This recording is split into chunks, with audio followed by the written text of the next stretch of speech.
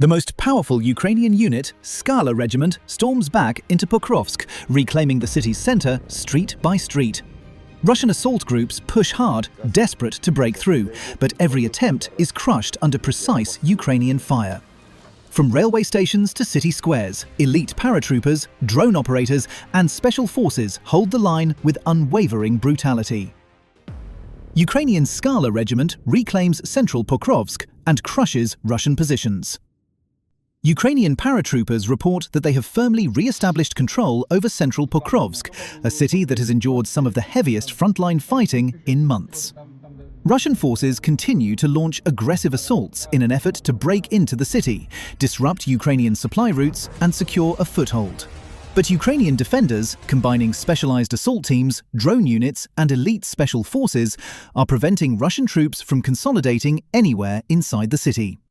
The fighting in Pokrovsk is part of a broader Ukrainian effort to protect key supply hubs and maintain control over critical transport corridors in eastern Ukraine.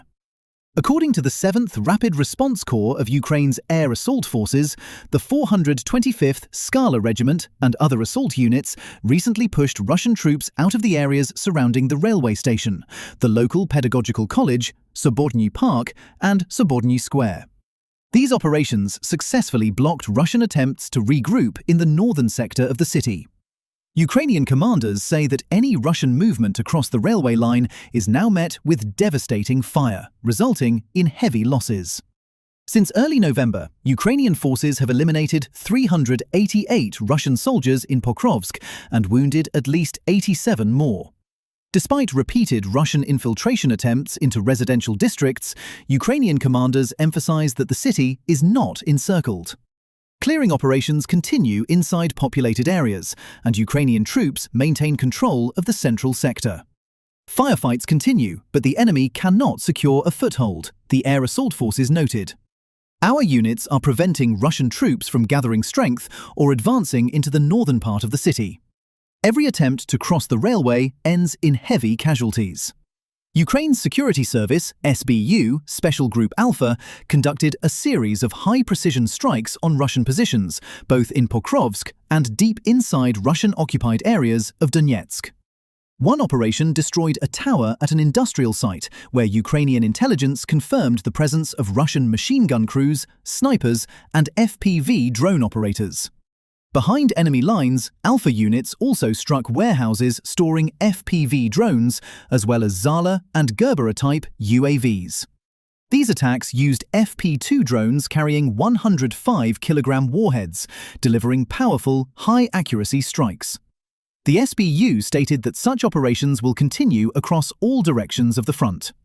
Earlier in the day, Ukraine's Special Operations Forces, SOF, reported separate strikes against Russian forces advancing toward the Pokrovsk-Mirnograd agglomeration. Using middle-strike drones, Ukrainian operators targeted Russian assault group assembly points, temporary troop deployment zones, an ammunition depot, and a logistics unit belonging to the Russian East military grouping. Viral video exposes alarming collapse in Russian military manpower. A newly surfaced video from inside the Russian army has shocked social media and reignited debate about the severe decline in the quality of Russian troops. The footage shows a Russian officer lining up 5 fresh recruits, and the scene is nothing short of catastrophic. The men can barely stand.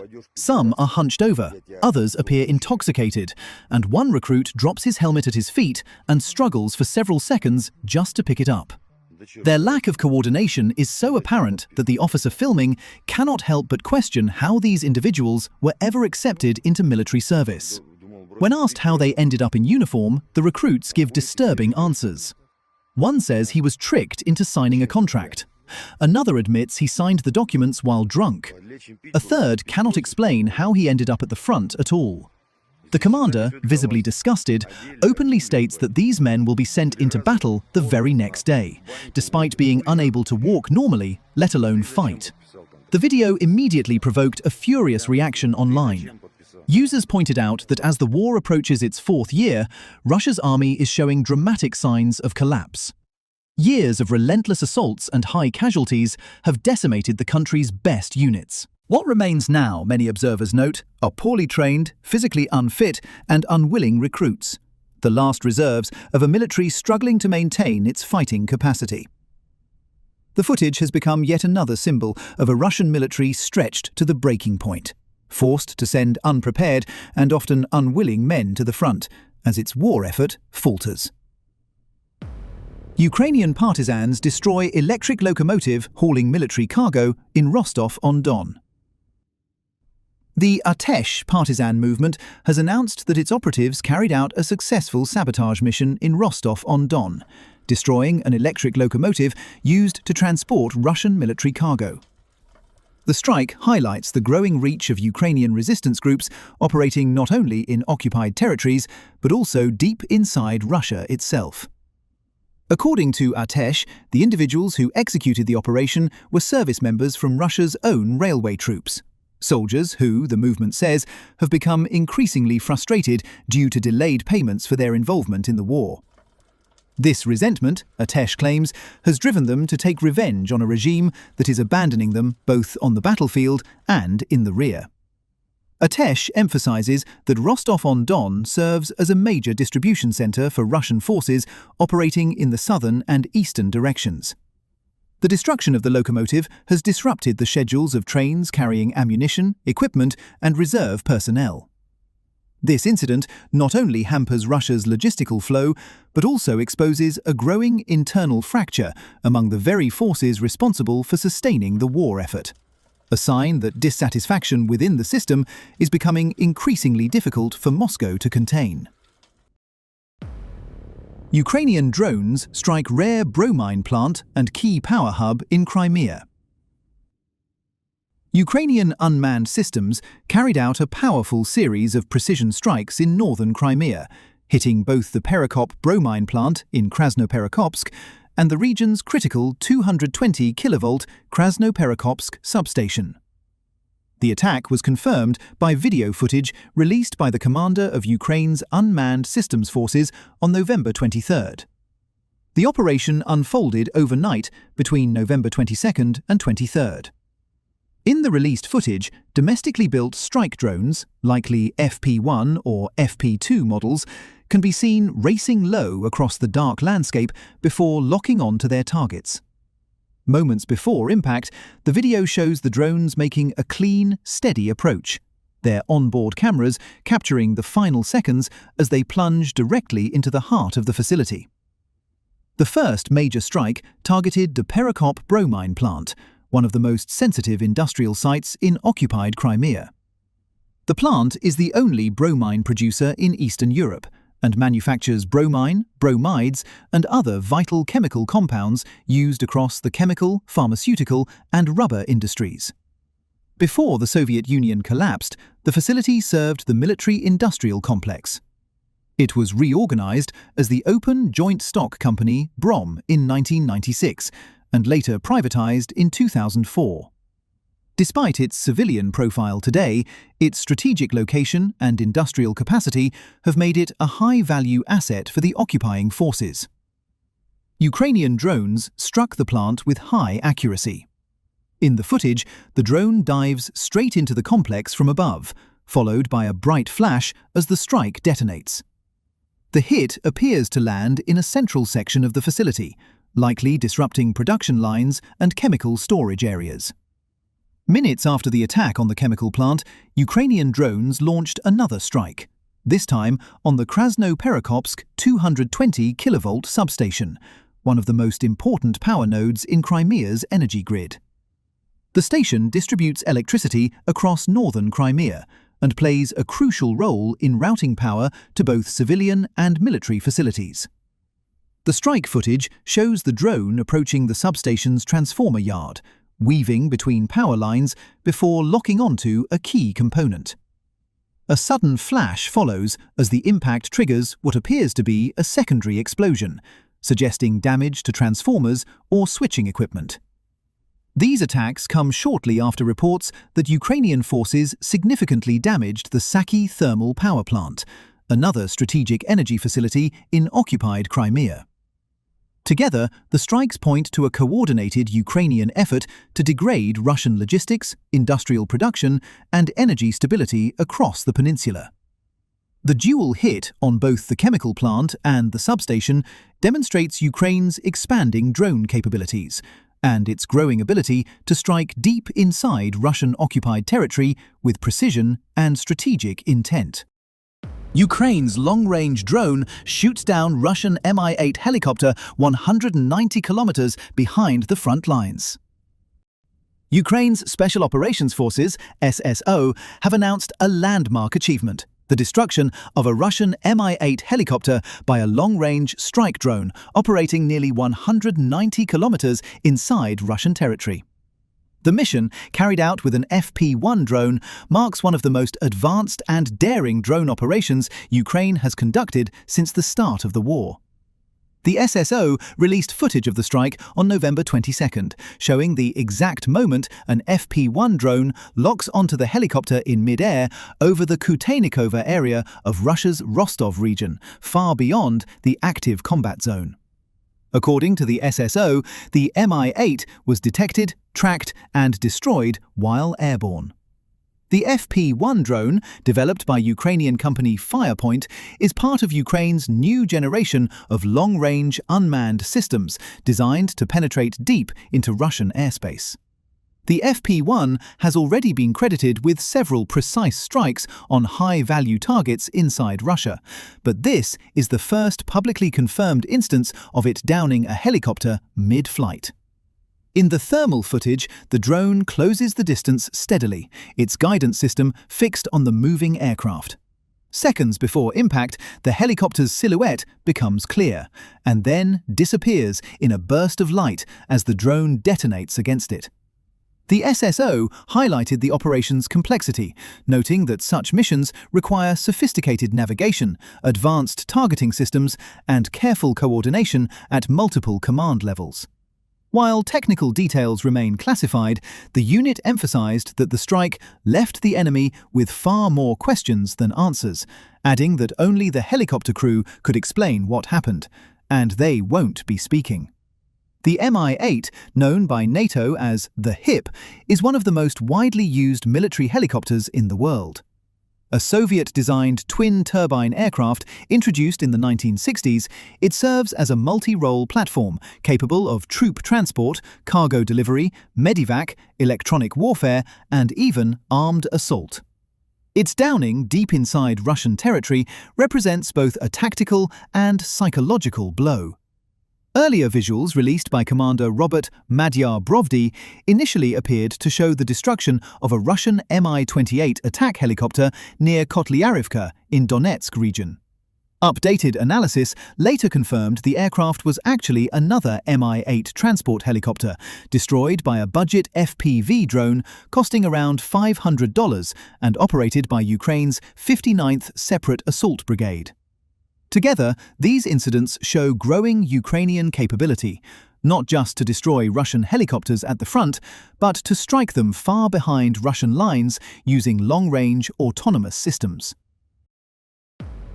Russia struggles to pay its soldiers.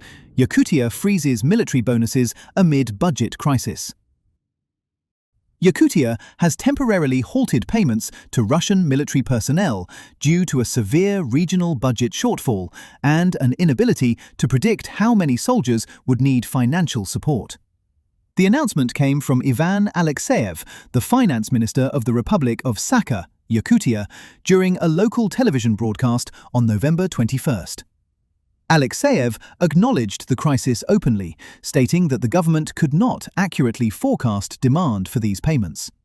He added, however, that funds had now been located and that a new order would be issued in the coming days to resume payouts.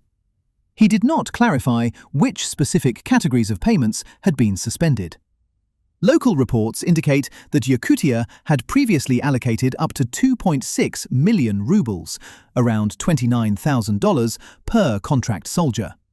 These payments were funded jointly by the federal budget, 400,000 rubles, the regional government, 1.8 million rubles, and municipal budgets, 400,000 rubles. Additional compensation included up to 750,000 rubles, $8,300 for injuries, and 1 million rubles, $11,000 in the event of death. But with Russia's war entering its fourth year and casualties continuing to rise, regional governments are increasingly unable to sustain these financial commitments. By late September 2025, regional budgets across Russia recorded a collective deficit of 724.8 billion rubles, about $8.1 billion, a dramatic reversal from the 472.1 billion ruble surplus seen at the same time in 2024. A total of 68 regions were running deficits, an alarming jump from 45 regions the previous year. This mounting financial pressure has forced regional governments to slash military incentives. In October, authorities in Tatarstan, Chuvashia, Mari El, and Belgorod lowered enlistment bonuses, while others eliminated additional payments completely. In Tatarstan, the signing bonus collapsed from 2.7 million rubles, $30,000, to just 400,000 rubles, $4,500. In St. Petersburg, the governor's bonus of 1.6 million rubles, $17,800, was scrapped entirely. The strain is not limited to enlistment bonuses.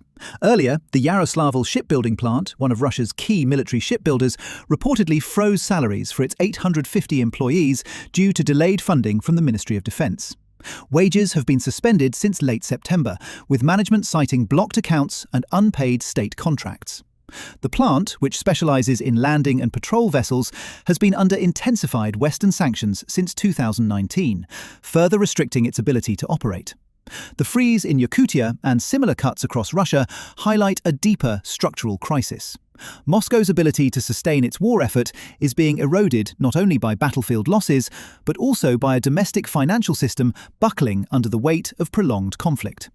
The longer the war continues, the harder it becomes for the Kremlin to fund both its soldiers and the industries that support them, a trend now visible across nearly every level of Russia's economy. Battle for Huliaipole. Russia's northern breakthrough forces Ukraine into a high-stakes river defense. Heavy fighting has erupted north of Huliaipole after Russian forces broke through a critical section of Ukraine's defensive line. This breach, one of the most dangerous in the Zaporizhzhia sector in recent months, now threatens one of Ukraine's most fortified strongholds. In response, Ukrainian units have regrouped and shifted into position for a decisive confrontation along the Zaporizhzhia River, a battle that may determine the future of Huliaipole. The primary Russian objective in this area is to establish a northern approach toward Huliaipole. By bypassing the stronghold and applying pressure from three directions, Russia aims to create conditions for an operational encirclement. This strategy is shaped by two core factors. First, Huliaipole is the largest and most heavily fortified Ukrainian position in the region. A direct assault would inflict massive Russian losses and risk draining their current manpower advantage. Second, controlling the area north of Huliaipole would open a corridor deeper into Zaporizhzhia and toward Dnipropetrovsk, allowing Russian troops to avoid Ukraine's strongest defensive belts and maintain offensive momentum.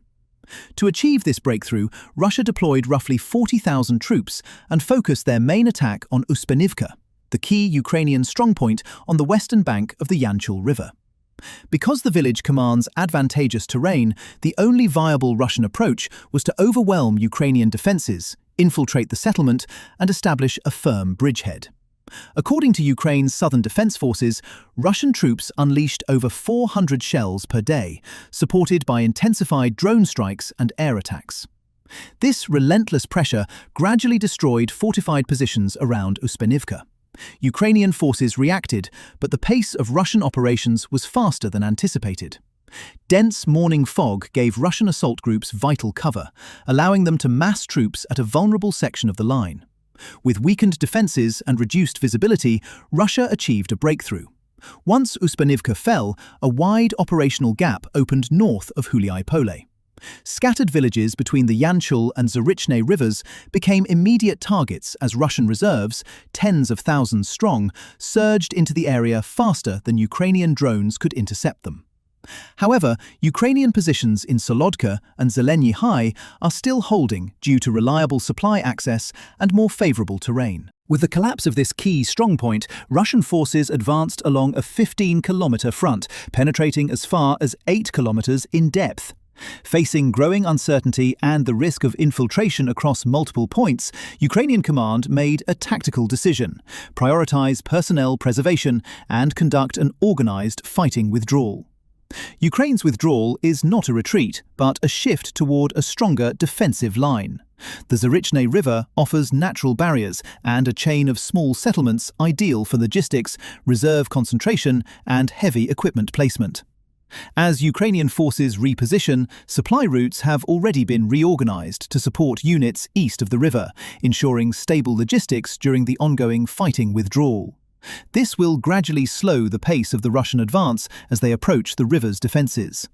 Preparing the Zaporizhzhia line does not mean abandoning all territory east of it. Instead, it is a strategy to maximize defensive effectiveness while minimizing manpower losses, a critical consideration given constant Russian drone pressure. Holding the river line is essential for 3 reasons. It enables Ukraine to inflict significant attrition, the only reliable method to halt Russia's advance. It provides the strongest defensive posture to prevent Russian forces from entering the Orikhiv operational zone. It preserves valuable manpower, ensuring Ukraine retains enough strength to protect Huliaipole and counter any attempt to encircle it from the north.